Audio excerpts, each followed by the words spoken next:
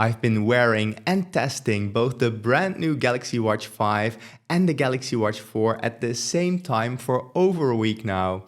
And I must say I'm quite disappointed with the new Galaxy Watch 5 because as you will see in this video, it does not outperform the Watch 4 in many of my tests and it even underperforms in some cases.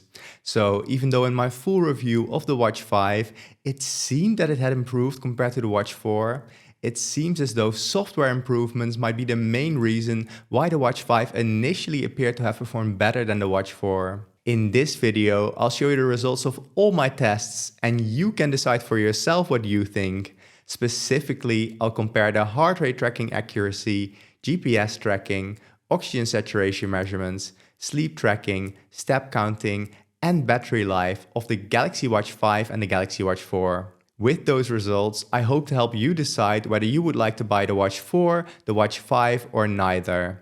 Now, as always, I do not want to waste your time, so there are timestamps in the description below and also on the timeline. Hello everyone. For those of you that are new to the channel, my name is Rob and I'm a postdoctoral scientist specializing in biological data analysis. Now, I previously tested both the Galaxy Watch 5 and the Galaxy Watch 4 separately, but I never tested them at the same time. This is important to do since both will get firmware improvements over time, and we want to compare them based on their latest firmware. This is especially important since we've previously seen substantial improvements in the performance of the Galaxy Watch 4 because of firmware updates. So it's only fair to see if the Watch 5 is actually better than the Watch 4 by comparing it with the latest firmware version of the Watch 4. Now the watches themselves actually look very similar, so if their performance is the same for the features that you care about, it might be worth it for you to pick up the Watch 4 at a reduced price instead of paying the full price for the Watch 5. So let's take a look and dive into the results. And I want to start off by comparing the heart rate accuracy of both devices during 3 different types of exercise. To test that, I'll compare the heart rate measurements of the Galaxy Watch 4 and 5 against the Polar H10 ECG chest strap, which can generally record my heart rate very accurately. We'll start by looking at one of the easiest types of exercises for a watch to track, cycling indoors. And I'll be looking at a total of 5 interval spinning sessions. Now this involves very little movement or tension on my arms and will therefore produce less noise. And here we can see an overview of that accuracy over several rides. On the left are the results for the Watch 5 and on the right the results for the Watch 4. Now each dot in these graphs is a single heart rate measurement, with along the horizontal axis the value according to the Polar H10 ECG chest strap, and on the vertical axis the value according to the Galaxy Watch. The closer the points are to the blue line, the better the agreement, and the darker black the color, the more dots there are. As you can see, there's a pretty good agreement between both Galaxy Watches and the ECG chest strap, as almost all points are along the blue line for both of them. The correlation, this R value up here, is also really good at 0.98 for the Watch 5 and 0.99 for the Watch 4. This correlation value cannot be higher than 1, so these values are quite good. We can see why that is if we actually look at the individual training sessions. And here you can see my first interval spinning session, for instance. Along the horizontal axis we have the time and my heart rate is along the vertical axis. In red I plotted my heart rate according to the Polar H10 ECG chest strap. In blue is my heart rate according to the Galaxy Watch 5.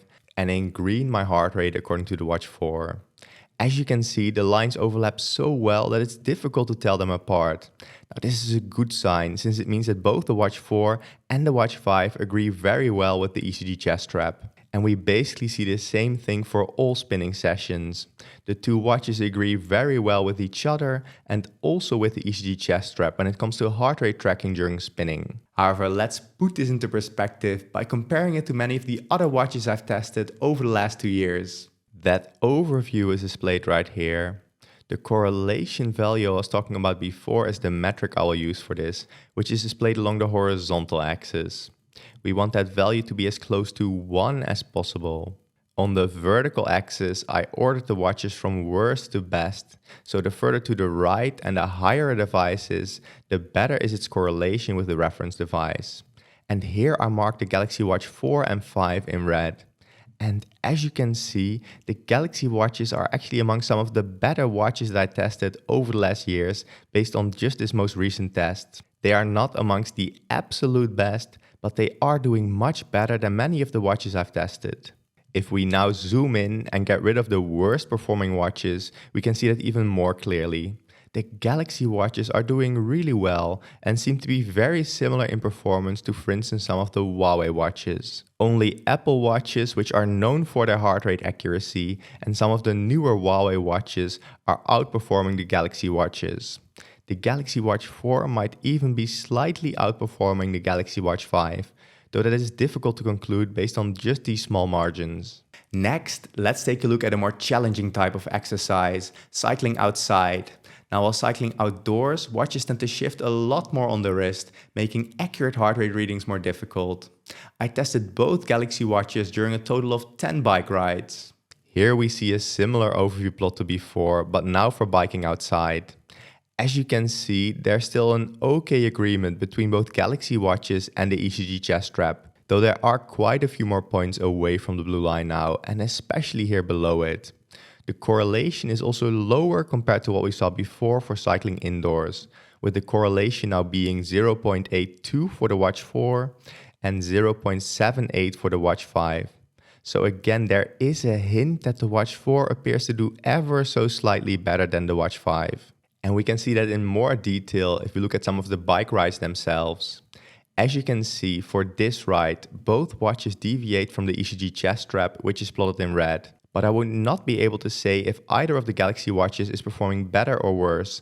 Both seem to have their own issues. However, for this next example ride right here, the Watch 4 in green appears to do ever so slightly better than the Watch 5 in blue, showing a closer agreement with the chest strap in red. And I think the same could be said for this third example ride right here, where the Watch 4 does ever so slightly better, though I must say both watches have their issues here. We can again put this into perspective by looking at many of the watches I've tested over the last years. Similar to before, we will use the correlation with the ECG chest strap as the value on the horizontal axis. And the better the agreement, the more to the top right a device is. As you can see, the Galaxy watches, which are marked here in red, are amongst the upper middle class of watches when it comes to heart rate tracking. And in the grand scheme of things, they seem to perform very similarly. They are not the best watches out there, but they do seem to do a relatively okay job, though there are definitely better devices out there you can choose from. However, so far, these exercises represent easy and medium hard exercises for a watch to track for heart rate. So let's now move on to one of the most difficult exercises for a watch to track, weightlifting. This is much more difficult because of the increased tension on my wrist and on my arm, making it much harder for the watch to get a clean heart rate signal. However, first a quick side note. If you're interested in the latest updates on the wearables I'm testing, I'm planning to start back up with my newsletter and posting more off-the-cuff things on my Instagram and my YouTube Shorts channel. So if you're interested in any of those are linked below. Of course, you would also make me really happy, and it would help my efforts if you subscribe to this YouTube channel. But of course, that's totally up to you. Now, enough self-promotion. Let's take a look at the performance during weightlifting. Here we can see an overview of that accuracy, similar to before, with the Watch 5 on the left and the Watch 4 on the right. However, now the performance of both watches is much worse compared to before. There are many points away from the blue line, especially below the blue line right here and right here. However, both appear to have the same issues, and the correlation for both is the same at 0.64. If we look at some example training sessions, we can indeed see that both watches have trouble keeping up with the heart rate as it was detected by the ECG chest strap in red. Each time I do a set of exercises, my heart rate increases, but the Galaxy watches are not able to keep up with this. And that is basically true for all of the workouts I tested the watches for, as you can also see right here, for instance. We can again put this into perspective by comparing it to many of the other watches I've tested in the past. And we can see those results in this overview right here. Again, the more to the top right a device is, the better is its consistency with the ECG chest strap. And as you can see, relative to other watches, the Galaxy watches, which are marked in red, perform very similarly and are not really suitable for heart rate tracking during weightlifting. So based on my initial testing, I would conclude that the Watch 5 and Watch 4 are very similar when it comes to heart rate tracking. And if anything, the Watch 4 appears to do slightly better than the Watch 5, though I suspect that this might be random variation. So based on these results, I would not recommend getting the Watch 5 over the Watch 4. Next, let's take a look at the GPS or location tracking accuracy. We previously saw that the GPS tracking of the Watch 5 was not very good, but is it better or worse than that of the Watch 4? To test that, I tracked my route during a total of 7 bike rides while I was cycling to and from work. And I wanted to see two things. One, how long does it take for the watch to get a GPS signal? And two, how well the GPS signals overlap when cycling the same route multiple times. That is displayed right here for 3 times I cycled back from work, with on the left the Galaxy Watch 5 and on the right the Galaxy Watch 4. I started the activities the moment I was ready to leave, and I did not provide the watches with any extra time to acquire the signal. The green markers indicates those moments it connected the GPS signal. And as you can see, both watches generally acquired the signal quite quickly, as all green markers are quite close together, though it does sometimes take a minute or two to get the signal. Generally, I would say that both watches do not have a very good signal quality when it comes to GPS tracking, as you can see here for instance. And you can see the same thing right here, both seem to be quite noisy, though potentially the Watch 5 is slightly better. Now here we have the same thing, but now for cycling to work. Again, on the left is the Galaxy Watch 5 and on the right is the Galaxy Watch 4. You will notice that there's only one signal right here for the Galaxy Watch 5. That is because twice it took quite some time for it to acquire the signal right here. So in this case, the Galaxy Watch 4 was actually faster at acquiring my signal than the Galaxy Watch 5. Again though, looking at the tracked GPS signals themselves, they are very noisy compared to many other watches I've tested over the last few years. You can see for both watches there's a lot of deviation between the 3 signals. So similar to what we saw for the heart rate tracking, the GPS tracking of the Galaxy Watch 5 does not seem to have improved compared to the performance of the Watch 4. So far I'm not very impressed honestly with the performance of the Watch 5. However, let's now move on to one of the things that Samsung claims has potentially improved on this new Galaxy Watch, the sleep tracking. And I will specifically focus on the sleep stage tracking. Like basically all smartwatches, the Galaxy Watch 5 will track your sleep throughout the night and let you know when it thinks you are in REM sleep, deep sleep, light sleep, and awake. To check if the Galaxy Watch 4 and Galaxy Watch 5 can detect my sleep stages, I'll compare them to an EEG device called the Dream 2 that can actually measure my brain waves and has been shown to be relatively reliable at sleep stage tracking. Now here I show an overview of the sleep test results. For getting an overall impression of how well the Galaxy watches perform, the Dream 2 should likely be good enough. However, the gold standard would be polysomnography, which you would also like to try on the Galaxy watches in the future. Now on the left here are the results for the Galaxy Watch 5, and on the right the results for the Galaxy Watch 4. On top are the sleep stages as recorded by the EEG device, and on the left of each table are the sleep stages as recorded by the Galaxy watches. I wore both the EEG device and both Galaxy watches to bed for 7 nights, and I will see how close the predictions of the Galaxy watches are to those of the EEG device. Now each column here sums to 100%, meaning that we can see what percentage of each of the sleep stages according to the Dream 2 was predicted as each sleep stage by the watches. If they perfectly agree, all values on the diagonal should be 100%. First of all, we see that for both watches, about 50% of what was deep sleep according to the EEG device was also deep sleep according to the Galaxy Watch, which is not great, though also not terrible. If deep sleep according to the EEG device was predicted differently by the Galaxy watches, it was very likely they predicted light sleep at about 44% for both watches. Light sleep agreement was actually a bit better at close to 64% for both watches, though that is still not super good. If they did disagree with the EEG device on light sleep, this was mostly with the Galaxy watches predicting REM sleep instead. REM sleep agreement, on the other hand, was by far the worst for both devices. Only about 35% of what the EEG device predicted as being REM sleep was also predicted as REM sleep by both Galaxy watches. More was actually predicted as being light sleep for both of the watches. Awake detection was actually the best for both watches, with an agreement with the EEG device of about 70%.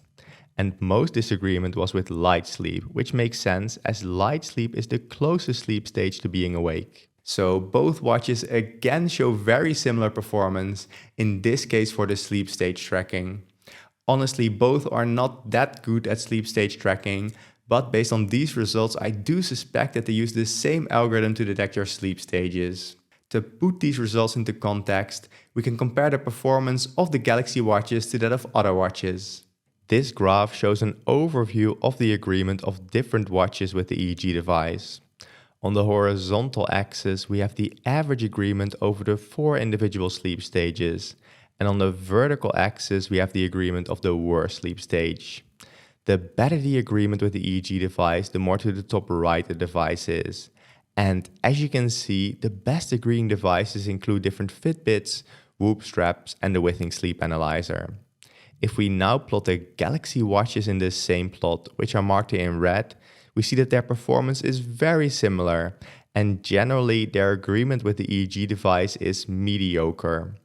The results are still very similar to the tests I've done in the past on the Galaxy Watch 4 and the Galaxy Watch 4 Classic, suggesting that not much has changed in the algorithm over time. Next, let's take a look at the oxygen saturation measurements, or in other words, SpO2 measurements, where heart rate is usually recorded using green light, red and infrared light are generally used to track oxygen saturation.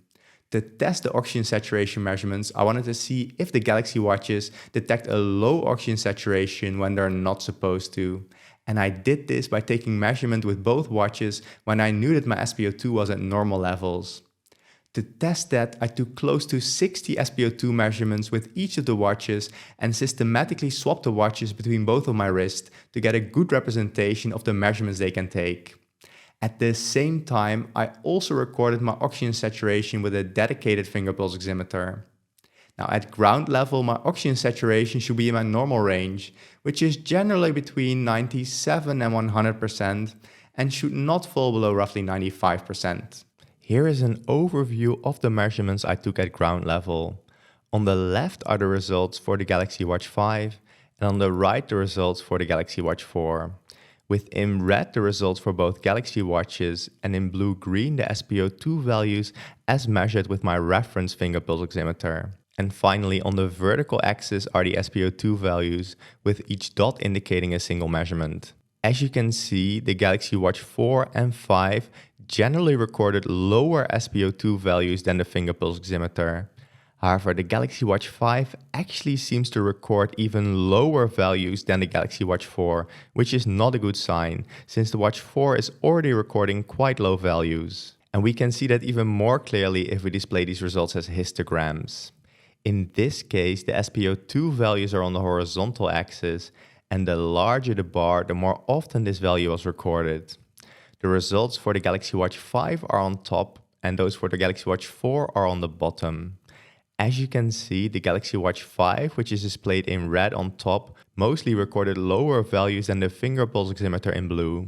But it also recorded lower values than the Galaxy Watch 4, which is in red on the bottom. The Galaxy Watch 5, again in red on top, recorded many more SpO2 levels of 94% or lower than the Galaxy Watch 4 in red on the bottom. So this is not looking that great for both the Watch 4 and Watch 5 when it comes to SpO2 tracking. But it is especially interesting to see that in this test, the Watch 5 actually does worse than the Watch 4.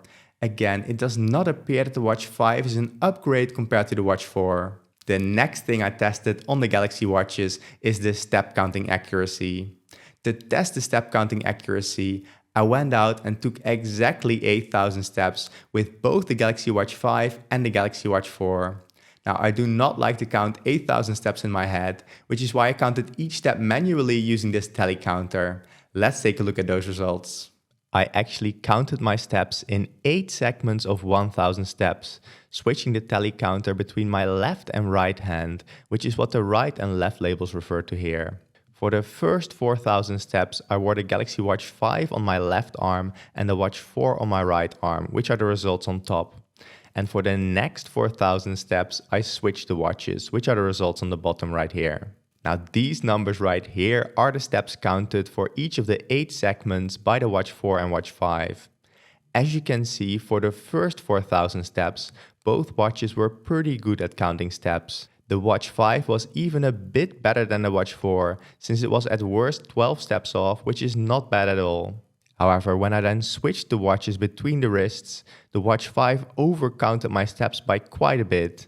It counted between 20 and 50 steps too many for each segment of 1000 steps. Now during the total test, the Watch 4 was a lot more accurate and it was much closer for each segment to the 1000 steps. Now it's difficult to make any definitive conclusions based on just this test, but the step counting of the Galaxy Watch 5 overcounted significantly during the second part of the test, and this is still a bit surprising to me. In this regard, the Watch 4 appears to have done better, though it might be just by chance or some factor I could not control for. Still though, again, the Watch 5 is definitely not performing better than the Watch 4. Next, I want to briefly mention the battery life performance of the Galaxy Watch 5 and Watch 4. I wore both continuously for several days, keeping track of how much charge was left, and some of the results were actually quite surprising. And side note, if you already watched my complete review of the Watch 5, you might want to skip this part, since some of the results you already saw. Here you can see an overview of the battery life over these roughly 4 days. In red I plotted the Watch 4 and in blue-green is the Watch 5. Along the vertical axis is the percentage of battery remaining at each time, so the higher the line, the higher the charge. And on the horizontal axis are the different days. As you can see, I roughly divided the test into 3 parts, where I charged the watches to 100% and afterwards let them drain to almost zero. In all 3 of the parts, the Watch 4 always seems to keep more charge than the Watch 5, which is surprising honestly. However, it is important to mention the different settings I used in each part of the test. For the first third of the test, I had the settings the same on both watches and both were connected to the same model of Samsung Galaxy phone. As you can see, the battery drained quicker on the Watch 5. However, as Ray from DC Rainmaker pointed out to me, the connection to the phone can eat away at the battery life and the 2 phones might have behaved differently. So for the second part of the test, I turned off Bluetooth on both phones, but still the Watch 5 drained faster than the Watch 4. However, I did notice that Wi-Fi might have been turned off on the Watch 4 for part of the test. Now, I'm not 100% sure, but to make sure, finally, I tried to make as sure as possible as I could be that all settings on the watches were the same, with Wi-Fi turned off for both watches. But still, for the third test on the right here, the battery drained faster for the Watch 5. So this could be a first hint that for some reason the Watch 5 consumes more power than the Watch 4. However, more testing is definitely needed to draw any definitive conclusions. Still though, this again confirms that the Watch 5 is not superior to the Watch 4, also when it comes to battery life. So the general conclusion seems to me that the Watch 5 is not performing significantly better than the Watch 4 in any of the tests that I did. Quite the opposite actually. In some of the tests, it actually seemed to perform worse than the Watch 4. So does that mean you should not buy the Watch 5? Well, I guess it depends on the price difference between the Watch 4 and the Watch 5. If the Watch 5 is not that much more expensive, it might be the better choice, since it mostly performs similarly, but also has a temperature sensor and will likely be supported longer by Samsung. However, if the price difference is quite big, I personally do not see a reason why the Galaxy Watch 4 would not be good enough, since again, it mostly performs similarly to the Watch 5. Overall, I am disappointed that the Watch 5 does not seem to do any better in any of my tests than the Watch 4.